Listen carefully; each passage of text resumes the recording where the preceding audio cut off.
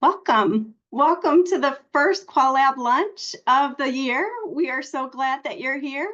And we are also very excited about the Advanced Methods Institute that happened over a year ago and the incredible work that some of the presenters have done over the course of the year to put together this book. We're going to share a bit more about that with you in a bit, and we'll go from there. So here we are with, I also want to make sure to give a shout out to the TRAs who've been helping with the PowerPoint and with organization and everything. So thank you all so much. But here's the book title, the panelists, and we encourage you to take a look at the entire book. A little bit about today. We're going to have a welcome, which I'm doing right now, a little bit about housekeeping, and then Dr. McMillian will take it from there and introduce our panelists. At the end, we'll share a little bit more about the QualLab and where we are with that in terms of our next panel.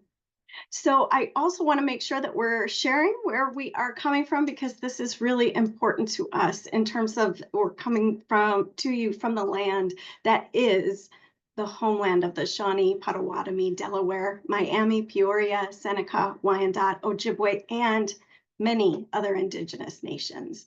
And we hope that you come see Ohio. In the central Ohio, there's a new UNESCO site that is newly, about 1 year ago, was offered as a UNESCO site. It is indigenous lands and more that was just named.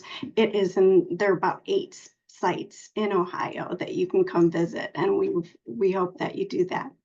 So this is sponsored by the QualLab, which is funded by grants and contracts, not by the college. And we specialize in training and advancing qualitative methodologies and methods and non-methodologies. We foster capacity in terms of just education, but we're also focused on advancing qualitative inquiry toward innovation, equity, diversity, and justice, hence the title of the book and the Advanced Methods Institute that we worked on. So we did work on the Advanced Methods Institute. We have this series. We have other series on our website. Please check it out. We also have curated the dashboard of resources, which is available to you. We offer consultations via contracts. And if you're interested, I know a number of faculty have done that over the course of the couple of years, and collaboration on grants. And also, we engage with a number of different communities. There's QualLab research fellows, including the research fellows that you'll see today. There's also a number of faculty fellows who are QualLab, engaged with the QualLab. There's also ICQI. We are a collaborating site with ICQI, and we hope that you consider submitting your work there. They have an online conference coming up this year, and then hopefully next year will be, or the year after, will be in person. We'll see. So housekeeping, please turn off your microphone during the presentation, but feel free to share comments at the end as directed by Dr. McMillian, who's going to host this after she introduces herself. We're recording it. You can access it through the YouTube channel. Closed captioning is here. Please use it if you would like. And now I'm going to turn it over to Dr. McMillian. Thank you so much for being here, everyone. Good afternoon, everyone. Thank you for joining us. We are so excited to have you here.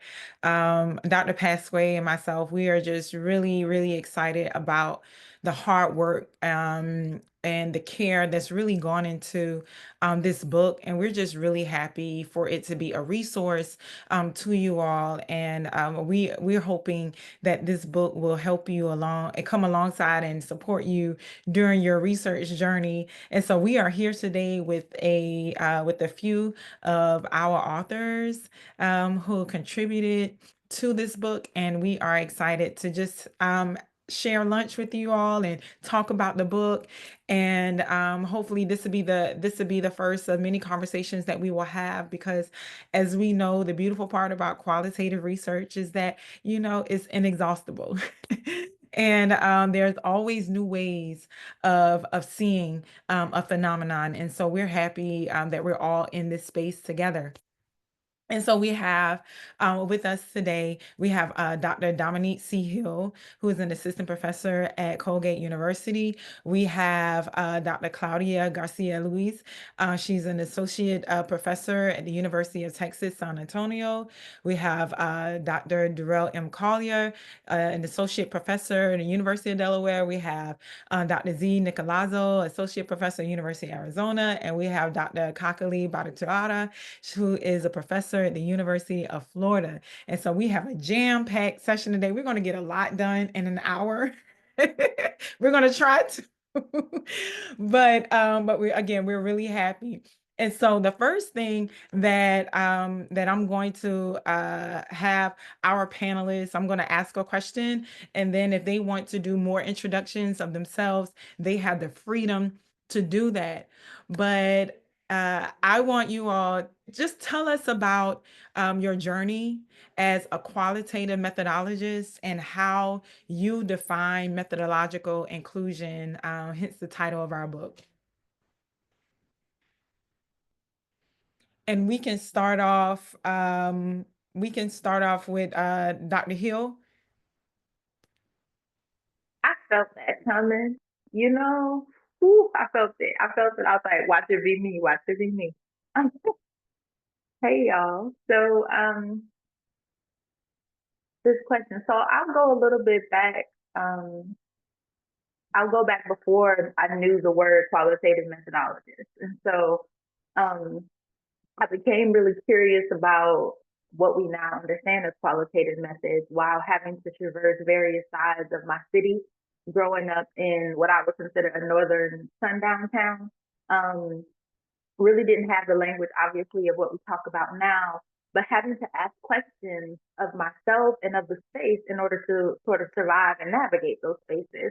How to trust people, who to trust, who not to trust, what were the type of questions that I could ask to make sure that my navigation across the city to go to an all-girls Catholic high school was safe. And so I started to understand culture. I started to understand body movement and how that related to how people thought about things. And so fast forward to graduate school, there started to be these narratives about the smart students or the students who were working with certain faculty members. And so that also sort of gave me another layer of understanding about, okay, so certain people obviously are vibing with a certain type of question, a certain type of aesthetic of a person. And so that had me start to think about, well, what are the textures, right? Like if we're asking a question, what are we attuning to when we ask that question? And so that then brought me forward to thinking about, well, what type of questions are considered legitimate in air quotes? And so for me, inclusion in general is creating certain types of conditions for people to be recognized, made known, and welcomed in space even before those people enter the space. That is the articulation of inclusion that I work from in my classroom and in my work. And so when I think about methodological inclusion, it's about making space for not just certain types of questions, but certain ways of orienting to the question, orienting from the body to ask the question, orienting from one's sensibilities and even spirit to ask the question. I'll stop there.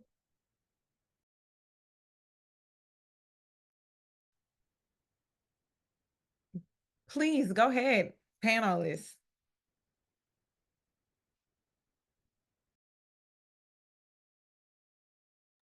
Dr. Collier.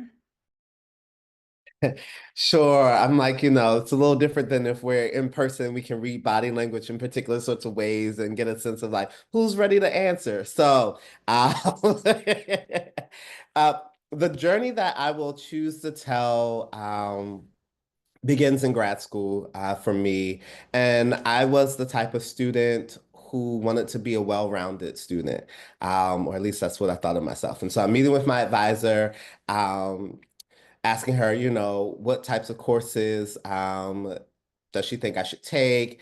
And she suggests this theater class called Devising Social Issues Theater. And so shout out to Lisa Fay, who taught Devising Social Issues Theater, still at the University of Illinois.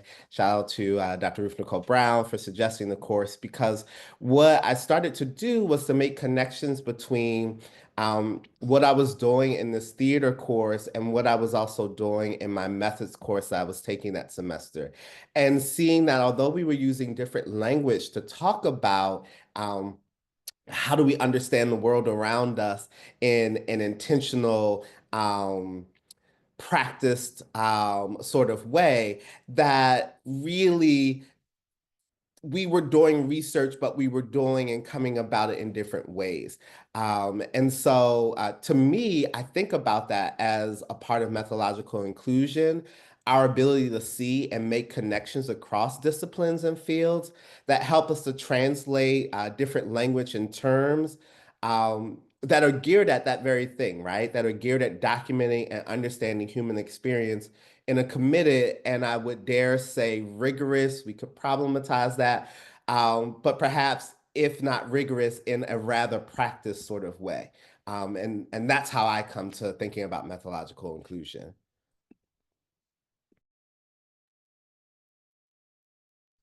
I'm happy to chime in.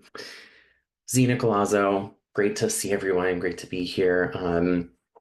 Thanks to I see a couple of doctoral candidates that I have the pleasure to learn with at the University of Arizona that are here. So it's always nice to be with good company. When I think about this question, I'm reminded of my mother, which is probably a little unsurprising. If you read my chapter, you'll read about my mother. But my mother and I, when she was alive, we used to joke that the first word that I said as a child was why. It's not really the first word that I said, but I think I've always had this curiosity around why. And also, I think as I grew up and started kind of my formal academic studies, I was a philosophy major in undergrad. And so it wasn't just the why, but it was also the how question that I became really interested in. And I think both of those really have animated my curiosity and desire around thinking through methodological issues and questions. For me, when I think about the term of methodological inclusion, I've been really moved by some of my recent partnerships, particularly the work that I've done with Amanda Ticini, who's been a co-author and a co-conspirator for quite a while. When we were working on our Weaving and Otherwise text, I really think I started to wonder and think about methodological inclusion in terms of answerability, and particularly thinking about this idea about how can I do methodological work and still feel good going home to my communities that I work alongside of, right? So this notion of home, this notion of am I able to go home doing what I'm doing, making the decisions that I'm making as a methodologist, has really been, I think, central to my notion of methodological inclusion.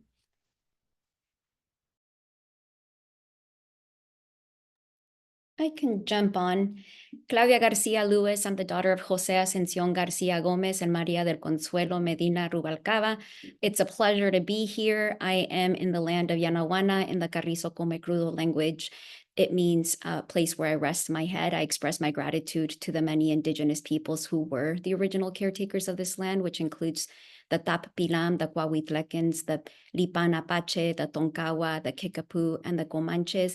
And I'm not very much on social media, but I think it's important that when we do recognize land acknowledgement, that we also work with our communities and do work to support our local efforts, their local efforts. And so on social media, you may see that I've been working with the local communities to do some of that work. So I want to encourage us to also do that as we're in the spaces and we do land recognition, that we also put support behind efforts that are being led by the local indigenous peoples of the land that we inhabit.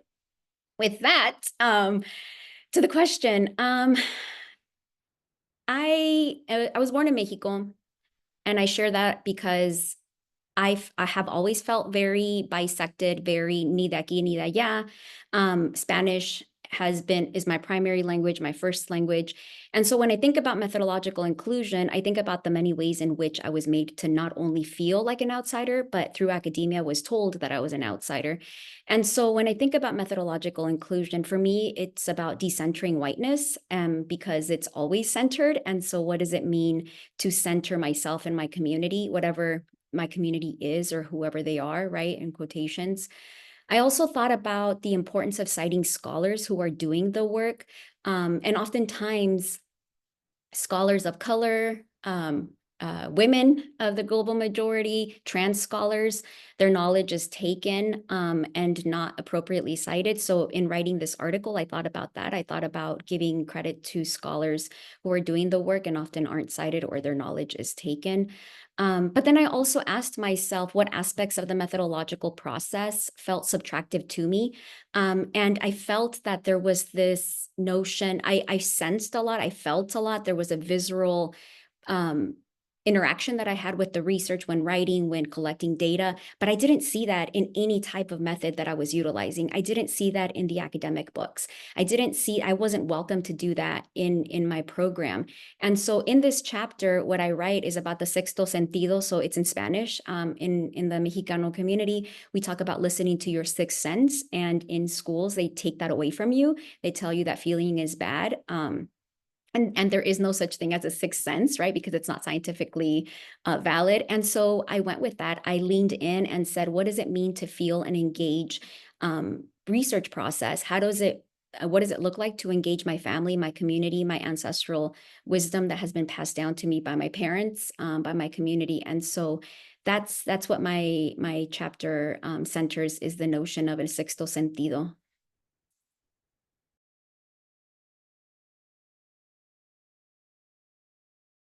Dr. Kakali? Hi, everyone. First, apologies for this very delayed joining. I had a little bit of a dog emergency and I had to rush my little one to the vet. So excuse my appearance. I've been a little frazzled and super scared of some very, very scary things that happen. So I'm going to collect myself. So I'm going to answer all of these things, but I want a little grace so that you don't think I just ignored our esteemed colleagues and just, popped in a tardy way. So apologies for that. Okay, so to think about methodological inclusion, I have to go back to graduate school. Yeah, thanks, C. I had to go back to graduate school, and I remember I was taking a lot of theory classes, postmodern, post-structural theory classes. And so what happens when you take these classes, you start talking like them. You think what I now know to be is performing like academic smartness, right? So you talk like what you think is smart, you mimic, you parrot what you think is what makes you sound smart like other academics. And so at the time, I just copied all of that. I spoke that way. I cited dead white French people to think that that is the way to think, that is the way to deconstruct things, that is the way to keep things fluid, and all of those things. And it felt sexy to me at that time. And my advisor then one day asked me, like, don't you read anyone else? Why don't you go read your people? And that question, like, really, and I've written about this, but that question really turned everything topsy-turvy for me. Like, what does she mean? I immediately did a Foucauldian power knowledge analysis on that. Why can't I read these white people? Why can't I have access to these white people? And then who does she think is my people? And if I'm supposed to read my people, why weren't they in the curriculum? Like, where would I find my people if you didn't introduce them? And now you're punishing me for citing people that you all have approved by putting together these classes. So it's a very complicated, messy territory. On one hand, you keep introducing me to dead white French guys and say, this is high theory, this is what you speak with, this is what makes you sound smart. And then on the other hand, you're like, well, why don't you cite other people other than these people? So, I was in this crosshair of academic politics that I didn't know how to navigate. And then she asked me a question that was very, very powerful. She said, when you become because I was getting trained to be a methodologist straight up in a ed psych program in research evaluation measurement at the University of Georgia. So I was fully getting trained to be a methodologist. So she said, if you become a methodologist, do you plan on only helping people that talk like you, cite like you, and read the same stuff? Or do you plan on helping a broad range of people who are doing different types of work? And that sort of like was a big sort of turning point, because that turning point made me realize that I was being an academic elite. I was performing some type of like methodological theoretical elitism, that this is good, high theory, even the naming of it, high theory versus what, low theory. And so there are the thinkers and the doers. The thinkers are these elitist people. And then the people that are doing pragmatic empirical work, they're just doers. So they're low theory. Like there was already this sort of hierarchical caste-based thing. These are the high caste elitist academics and these are not. And I was so aligned with that, because that's all I was exposed to as how to do academic work, how to think academically, think with theory. And that's when it occurred to me that those dead white French 5 guys are not the only people who came up with theory, nor is philosophy an inclusive space. So philosophy of, when you're talking about metaphysics and philosophical discourses, philosophy as a field is pretty white male-dominated field, and has a history of sexual harassment of women and women of color and multiply minoritized folks. And so there are people like Du Bois, like Ansel Dua, like Bell Hooks, like many other people in many communities that are theorizing stuff, that are philosophically thinking about stuff, that are putting out organized lenses, but we don't consider them theorists because they are not in those fields. But people can create theorized thinking from any location, including the streets. Their language may be different, but people are theorizing from the streets too.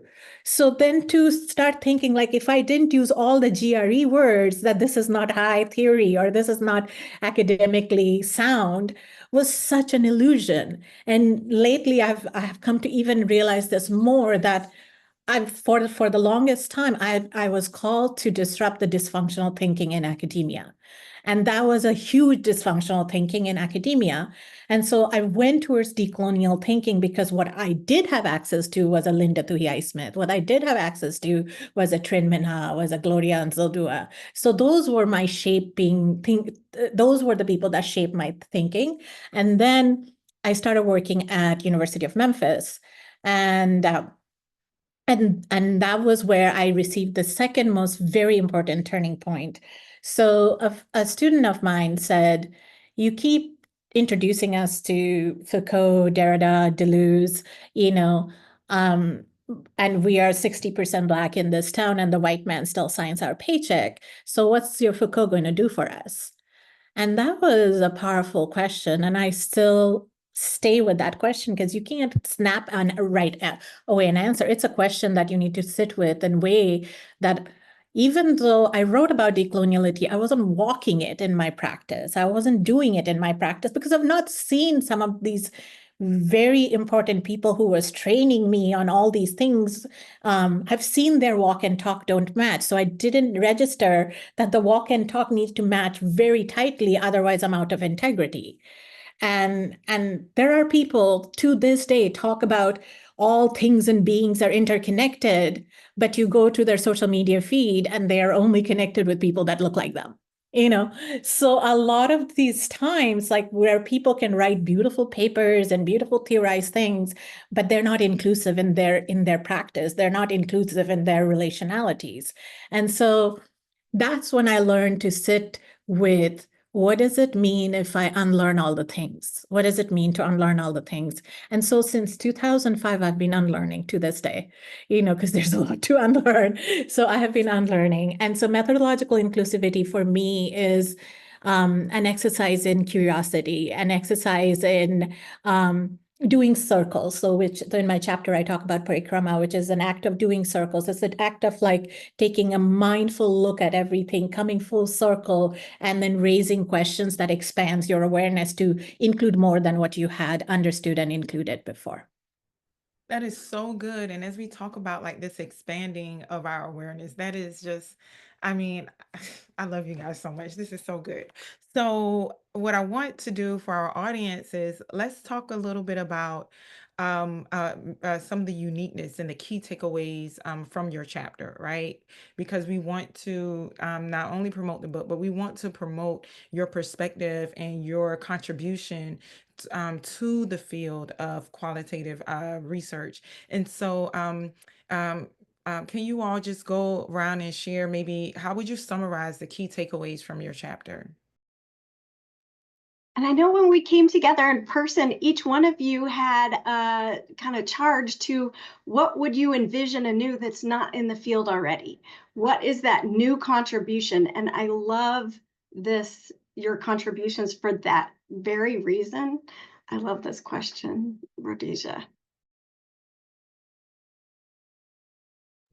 So I'll go ahead and jump in. I think one of the key takeaways from the chapter that Dominique and I wrote together that I would like for readers to have is that writing and research can be love letters to the people, places, and communities that we care about.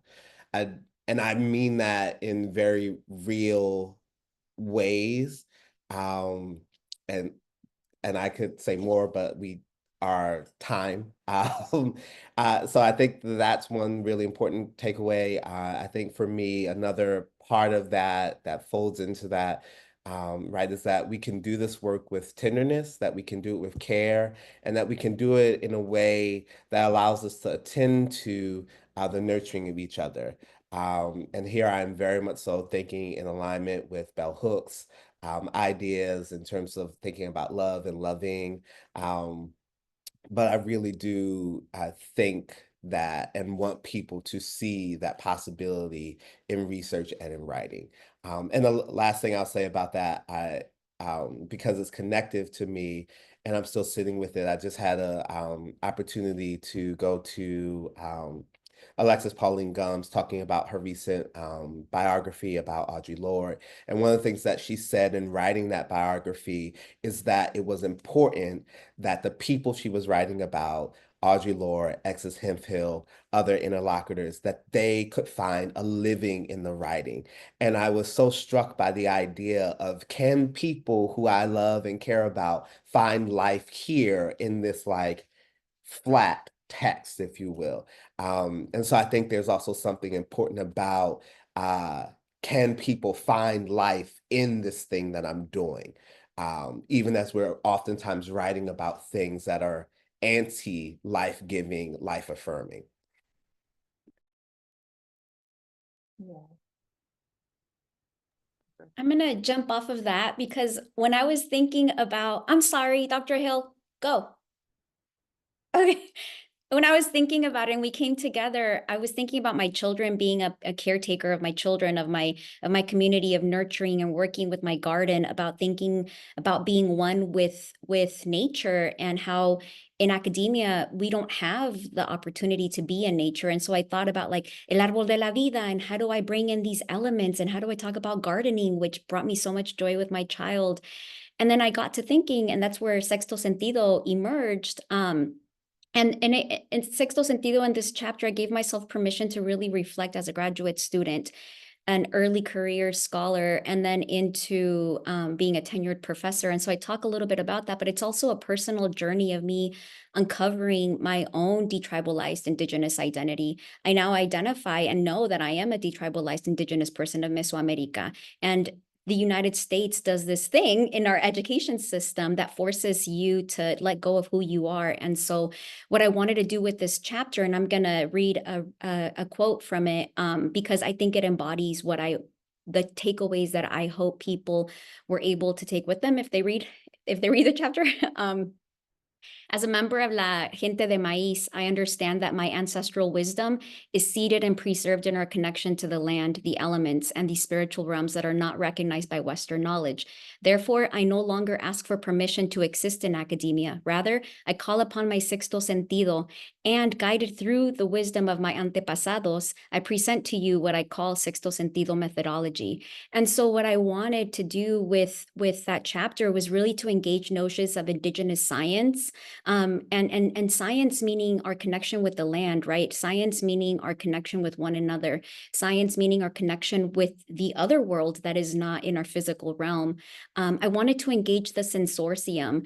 Indigenous communities, we are very much connected to the sensorium, and through our education process, that's taken from us. So I wanted to reclaim aspects of that. I also wanted to reclaim aspects of the home, of epistemologies of our ancestors, of our communities. I always felt ashamed in elementary school to be a farm grower, to be a farm worker, to be someone who came from who lived in the farms, right? Because I was taught that I wasn't enough. And so through this chapter, what I was hoping to do was to reclaim aspects that were taken from me in academia. And I finally gave myself permission to lean in and not ask for permission. Has someone done this type of work, or is someone doing that type of work? But to rather say, no, we need this work because it feels good. So Dr. Callier, to your comment, the notion of hope, I really wanted hope to come across, but not just hope, this notion of aquí estamos y no nos vamos. I also decided to not italicize Spanish because I am not, Spanish to me is not an italics term. It's very much who I am. So I wrote in Spanish and English without translating, without asking for permission, because that's who I am and how I stand. And so my hope was that, especially when I work with bilingual students, they often ask, how do I translate this? Or they're reading scholarship from scholars of the Global South, and it's in Spanish, and they're like, do I have to translate it? And so I'm switching my notion as well in terms of how I support budding scholars in the process. So that's my hope. I hope that the key takeaway is like, you don't have to ask for permission, just do what feels good. My big takeaway is to encourage people to expand how they see themselves beyond the oppressor-oppressed binary. So I think a few years ago, I wrote a piece where I compared being in academia and also being in the world, but definitely because I'm a higher ed scholar, considering being in academia was to be in a boat with the tiger from Life of Pi, Richard Parker, and that we're continuously feeding fish to the tiger, and the tiger is insatiably hungry. It doesn't matter how much fish you feed the tiger will want more fish. And you continue to feed the tiger the fish because it's that or your dinner or lunch, at the same time, you're still looking for land, you're looking for freedom. So what that does is that when you are so invested in your survival, the amount of energy you invest in it crystallizes that identity, oppressor, oppressed, predator, prey. It is definitely in many spaces in academia, it's definitely a very abusive relationship, that we have with the system. It is a predatory relationship. And so if we give in to that identity, that it is an oppressor-oppressed identity, and invest all our energy, we only crystallize ourselves as the oppressed as well. And so I wanted us to dream bigger, and I wanted us to dream beyond that, because we have relationships with other people and other beings, like animals today, that are nurturing and caring and uplifting. And if humans are not your thing, then nature might be your thing, or gardening might be your thing, or water might be your thing. And if we turn away from that and only think about how to resist the oppressor, we're still feeding into the oppressor's energy. This is not my own thinking. Audre Lorde had said this a long time ago. I'm just expanding and building on that. So I don't want to take credit for this. So in doing that, I kind of cultivated this meditation called Dream Bigger, and I facilitated the meditation last year. And the Dream Bigger meditation, in a nutshell, is you imagine your life maybe 5 years, 10 years from now, without any form of oppression. You're completely free. what would it look like?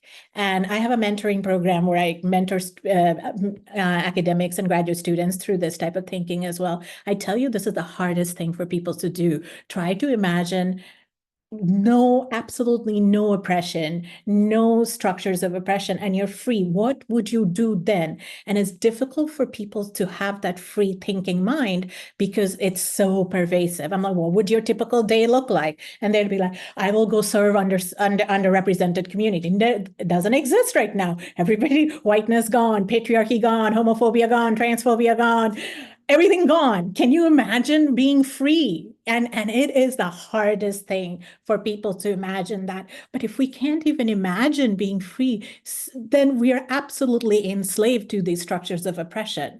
So that is my big takeaway. Like, can we imagine freedom-oriented thinking and then move accordingly and put energy towards that? It's good. Thank you, Dr. Nicolazzo.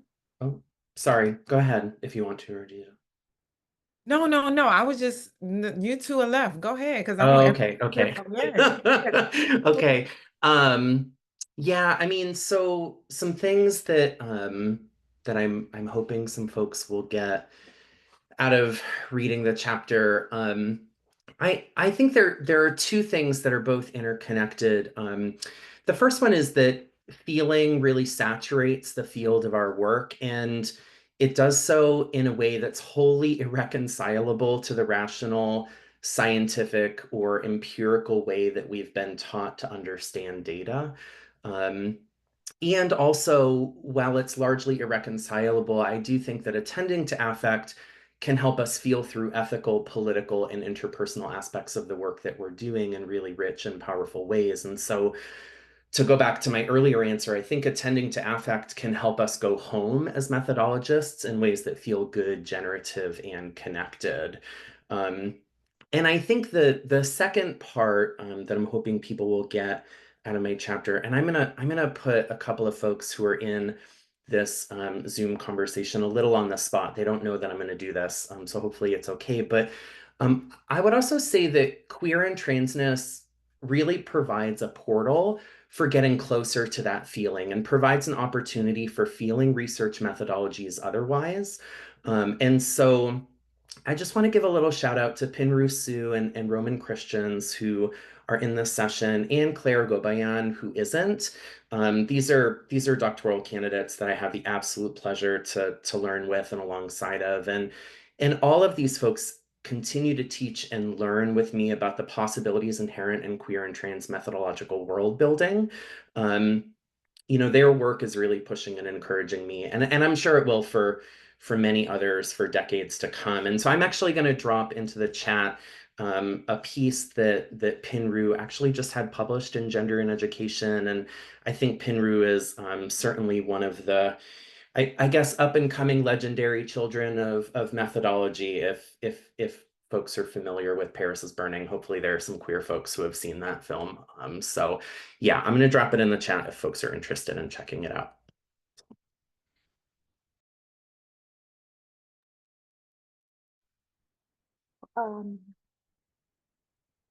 Yeah, continuing with the conversation of feeling, to add to Dr. Callier,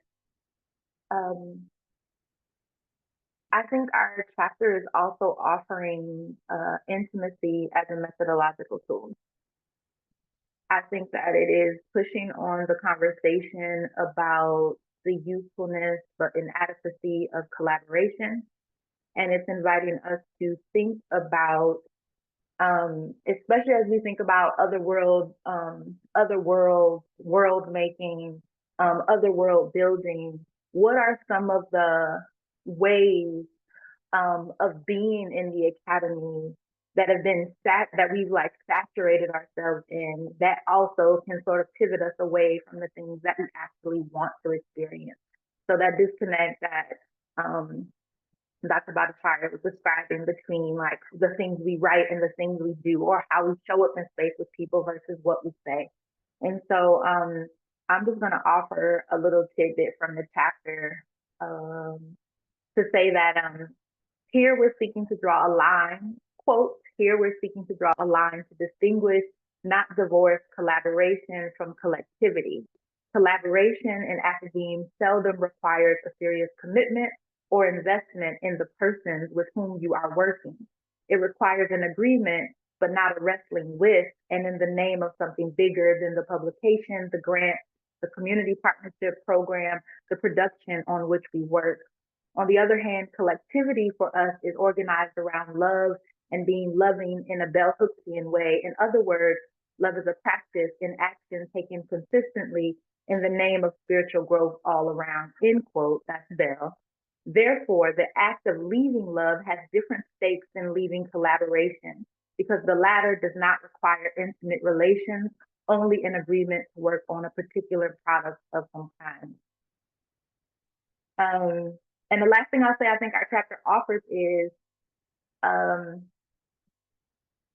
to start thinking about, if you're in grad school especially, how to start thinking about, how do I think in relation to the people that I'm in class with differently than we're just muddling through, you know, the grievances of grad school or the grievances of our professors. Like, how do we actually think about these relationships as things that can actually ground us, as things that can actually move us into another way of being with ourselves, with our research, and with each other. I love that. You all have actually kind of filled in this next question. But if you can expound on it, what gaps have you all observed in qualitative research, right? And how does your chapter, you know, attempt to bridge some of those gaps? And so you all kind of touched on it, but if you can expound more on that, please.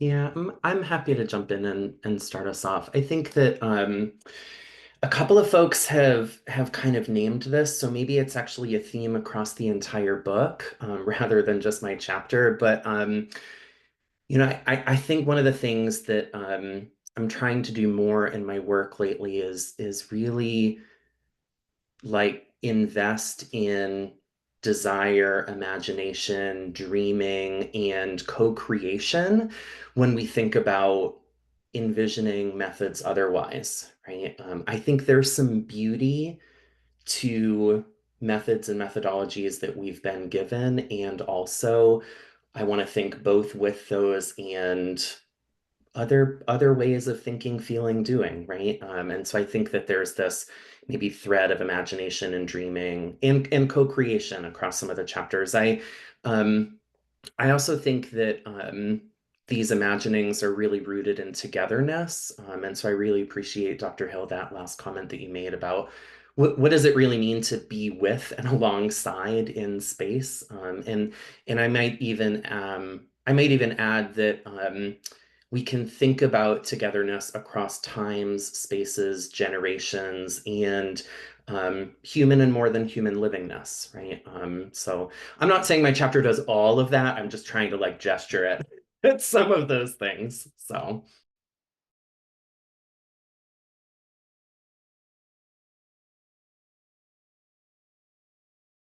For me, I think the world in which I live and the world in which qualitative research functions broadly is very different. There are people who want to do very technocratic qualitative research work, and there's nothing wrong with that. But then it requires a human to be fragmented. It requires a human to say, here's an interview protocol. I'm going to use the protocol. I'm going to interview. Then I'm going to code. Then I'm going to categorize. And I'm going to theme. And then I'm going to write the theme. Then I'm going to have excerpts of the interviews. And then we're going to put it together a certain type of way. And that's it. And that's like a majority of the world globally, how people understand qualitative research, majority of it. But this is a very privileged space. This think tank oriented space is very privileged, where we can talk about creativity, we can talk about intimacy, we can talk about gardening, we can talk about dreaming, we can talk about meditating. That's not out there in the bigger world of qualitative research. And I would love for us to normalize this. I would love for us to bring more spirit into our work. I would love for us to have this very wholeness-centered way of doing this work. And the more I have been saying yes to that, Spirit's been sending me mentees that need that kind of work. So right now I'm mentoring someone in Oklahoma. I'm not even in their state, in their university. And she's drawn to me because a few years ago, I created a diasporic South Asian framework, theoretical framework, because before I was collaging between different frameworks to kind of make sense of how to look at my work. So then I said, well, I've been doing this for 20 years. I think I can write theory now. So I created my own theory. And then this person who is a South Asian scholar has come up, and accidentally I find out that she is a fine art illustrator, and I said, why don't you read your transcript and paint whatever you want to paint that, and see what comes up. And this woman is bringing in this beautiful multidimensionality to who she is and how she's moving with this data and how the data is moving her. And it's not even data, it's relationalities. It's the intimacies, it's the knowing and the connecting and the thinking and the feeling and being in community with somebody else and honoring their sacredness. And now we're doing fragmented narratives where each of her painting would be kind of like a tarot card. And then on the back would be the fragmented narrative that comes with it. And we're like putting layouts together to look at narrative differently, different types of possible narratives. I don't think that when I grew up in qualitative research or as a methodologist, these types of thinking or this type of ways of talking was even permitted. I remember one of my colleagues wanted to talk about spirit and she was talked out of it. What? That is too personal. That is too editorialized. You can't have spirit in research. Well, who's doing the research? You're animated by something. You were thinking with something. So it's not that you're a robot, but that was such a taboo thing. And to be in this community where we understand that and we integrate that and we include all of these different ways of being intimate with our inquiry is a privilege. And I don't think that exists broadly. And I just I'm encouraged by it, but I'm also realizing we have a lot more work to do to normalize this across boundaries, many, many boundaries, because in our trusted spaces, we do this, we support each other, we uplift each other, but that's not the reality out there in many spaces, in many disciplines.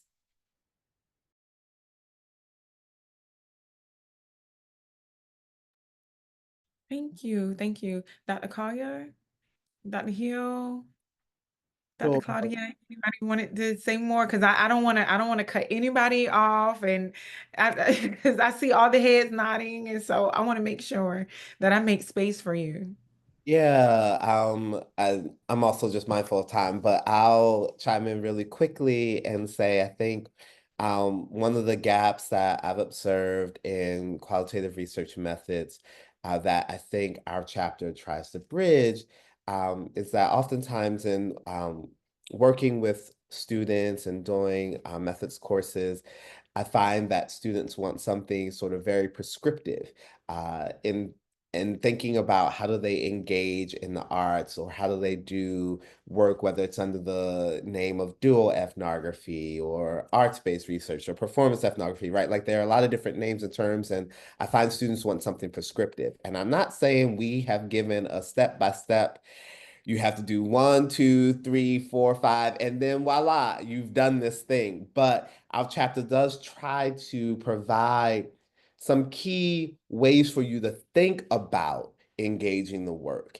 That is not necessarily a how-to in the like step-by-step sort of way, but at least in terms of how to orient yourself to be able to do the type of work that we've been engaging in and that we're also saying is possible to do. That's really good. I really love that. And so, definitely considering our time, I ask one question and we give space for our audience because I think that there are some questions from the audience. And so my last question to you all would be, in a world where statistics and quantitative methods are still often prioritized, what advice would you give to emerging qualitative researchers?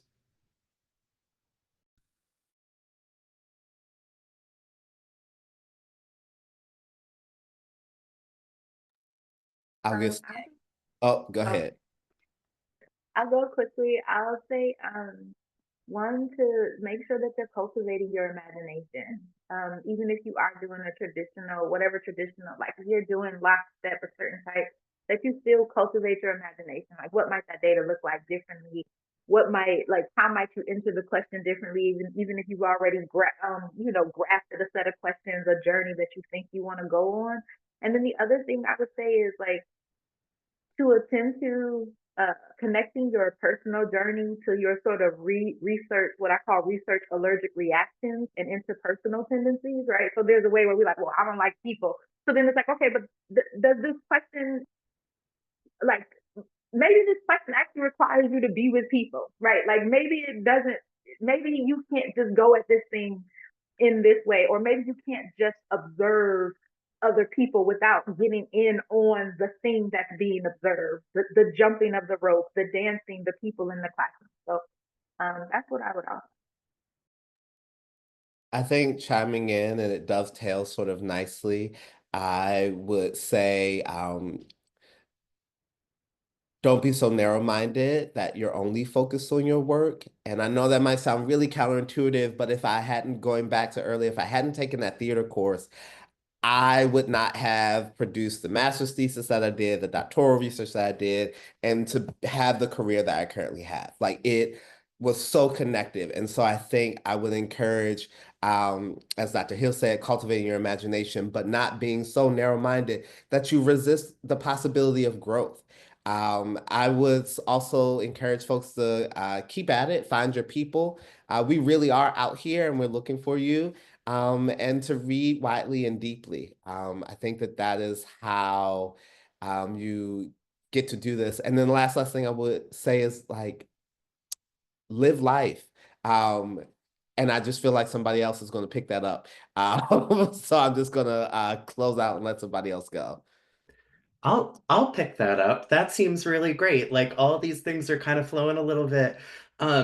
So when I read this question, I have to admit, I got a little bit itchy because I always tell folks that I'm learning with, beware of the binaries, right? So, like, this quantitative, qualitative thing, I understand methodological border wars, all this kind of stuff.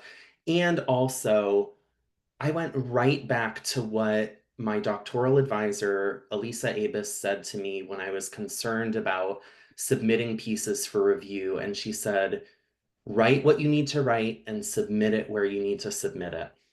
And I know that that seems really strange, but, like, I wonder what we could imagine and dream and how we could live life without constantly deferring to, well, everyone likes quantitative stuff. Because I actually think that's a little bit of a myth that may not actually be true. And especially, Dr. Callier, what you're saying, like, we're out here, right? We're out here. And I think that we have been out here for a long time, not only in the discipline, but outside of the academy and outside of the discipline, which is the thing that I kind of want to pick up on, which is, please move beyond the discipline, right? Like, if you're just hanging out with ed scholars or you're just hanging out with higher ed scholars, then you're really missing the livingness.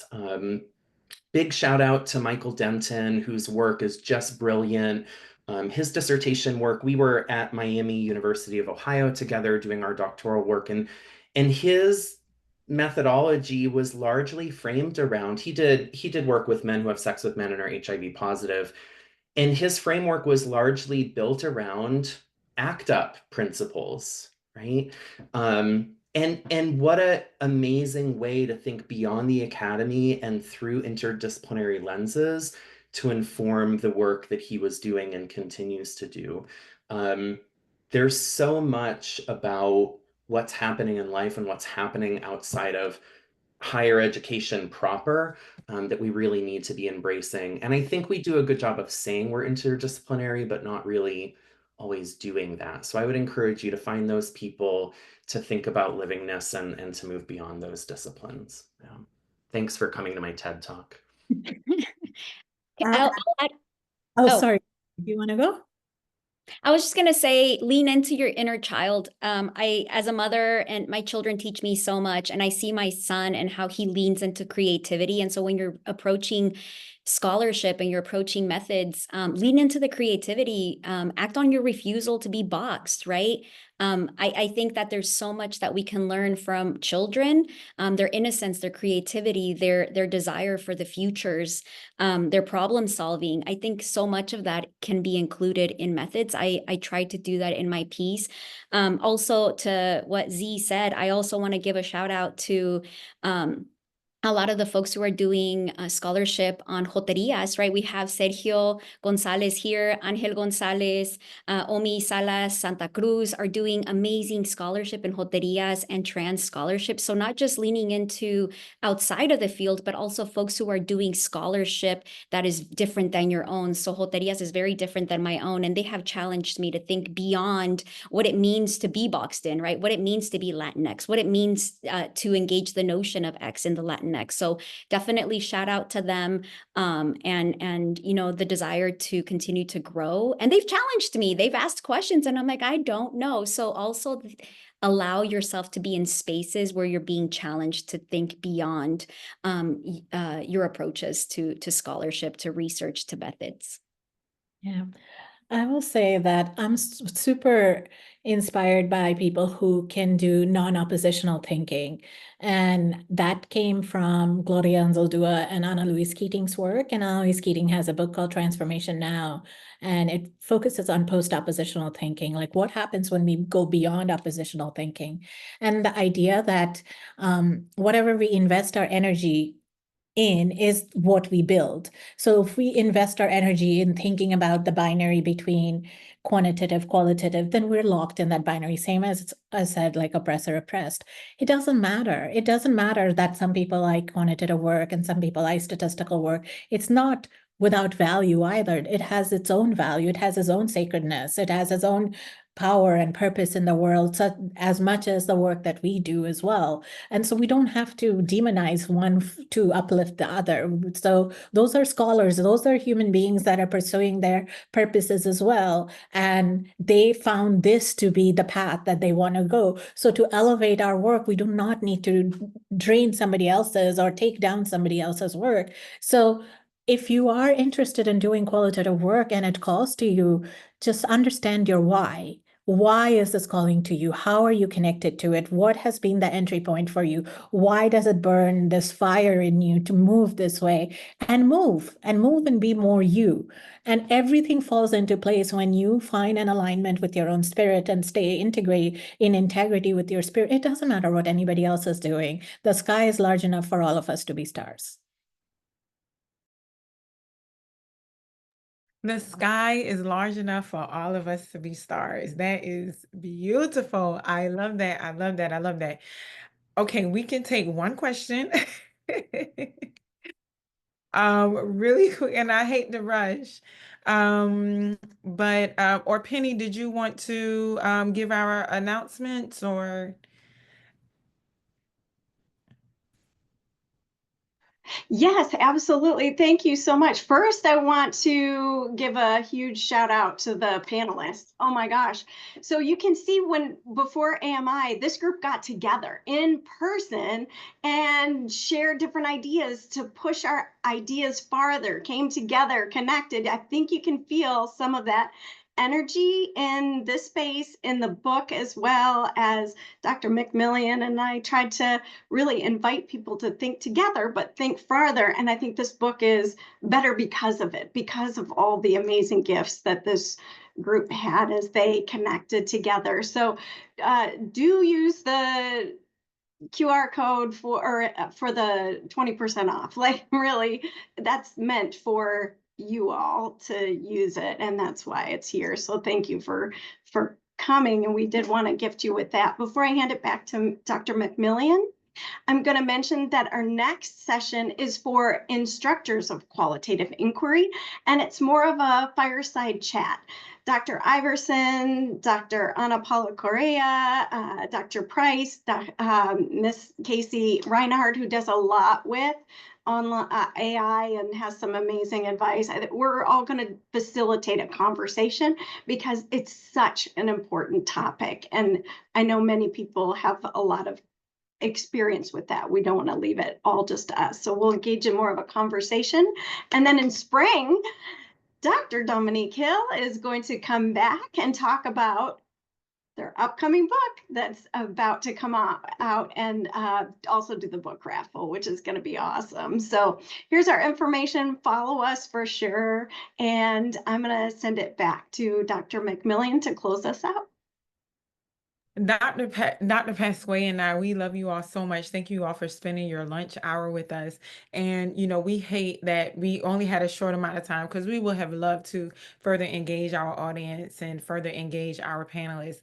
But this is not the end. We have a lot coming up in store. And so we want to say thank you, thank you, thank you. Please, please go out, get the book, encourage others to read the chapters and really, really sit with what's in the textbook. We think that it is going to only make, you know, our field and our discipline even more expansive and more, of course, inclusive. And so with all of that, thank you all for sharing this time and space with us. We really appreciate you all. And so have a great day.